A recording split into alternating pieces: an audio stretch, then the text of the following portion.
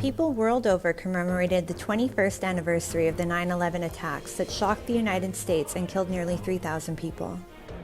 In 2001, the hijackers, members of the Afghanistan-based terrorist group Al-Qaeda, took control of commercial planes and used them as missiles, crashing into New York's World Trade Center, the Pentagon, and a Pennsylvania field.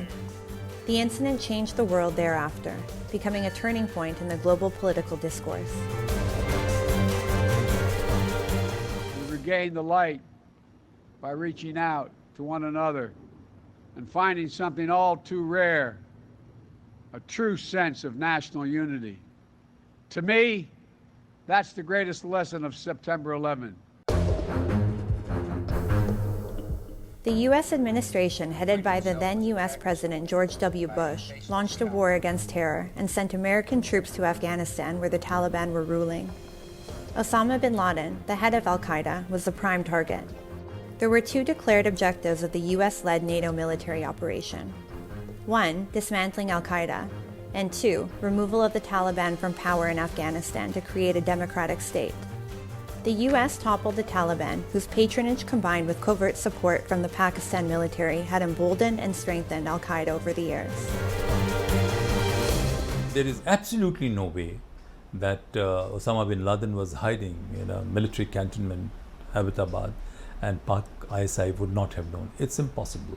They were definitely involved, they sheltered, and sections in America, they have been saying, especially their defense forces, they have been saying that Pakistanis, they pretend that they are aligned with the United States, and yet they have been harming American interests. American forces' military presence in Afghanistan continued for more than 2 decades, and billions of dollars were spent over the war.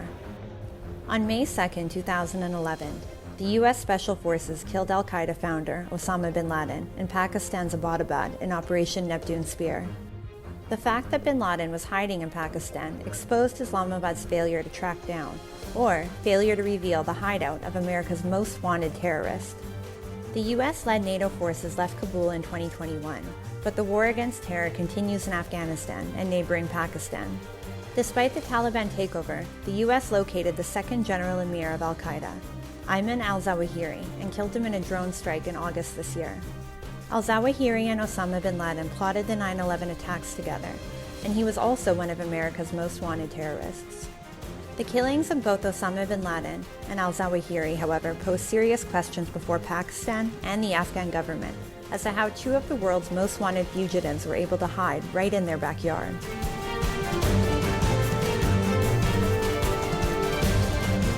The United States' counterterrorism measures and surveillance have so far prevented any other major terrorist attacks emerging out of Afghanistan.